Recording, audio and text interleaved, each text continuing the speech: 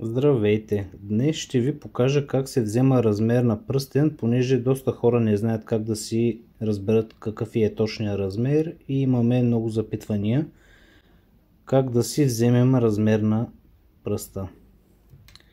Значи вариантите са няколко. Най-лесно е ако отидете през златар.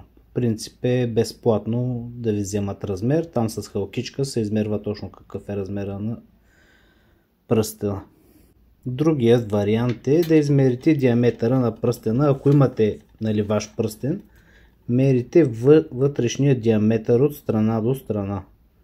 Отвътре. Примерно на този е 2 см. Не така отвън, а от вътрешната страна на пръстена по средата. Хоризонтално. Мерите какъв е диаметъра. Третия вариант е вземате едно конче, увивате си го около пръста, режете с ножичка, но тук тънкостта е, ако кокалчето ви е по-широко, мерете, увийте кончето върху кокалчето. Ако кокалчето, както при моя случай, е по-тясно, мерите долу пръста, с конеца го увивате. Ако кокалчето е по-широко, увийте конеца около кокалчето.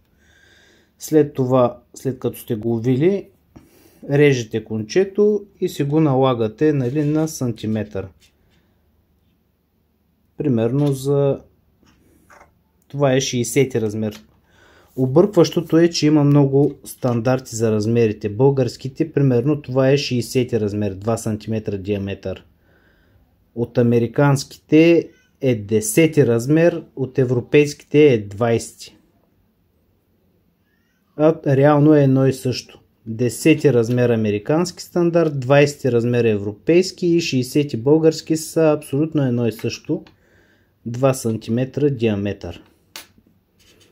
Или около 6,5 см обиколка на пръста. Ви дава един и същ размер. Този модел, както виждате, може да си го поръчате от сайта ни. Страхотно пръстенче. Може да се мокри, не си променя цвета, с огромен камък. Много красив е.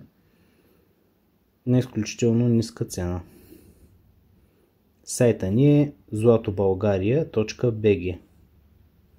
Там може да намерите ефтина алтернатива на супер скъпото злато сега. Това ни е целта, да предоставим алтернатива на ниски цени на българския пазар за страхотни подаръци и бижута. И това са начините за вземане на размер. Ако имате ваш пръстен, мерите колко е диаметъра. Ако нямате, с конче или отивате при златар.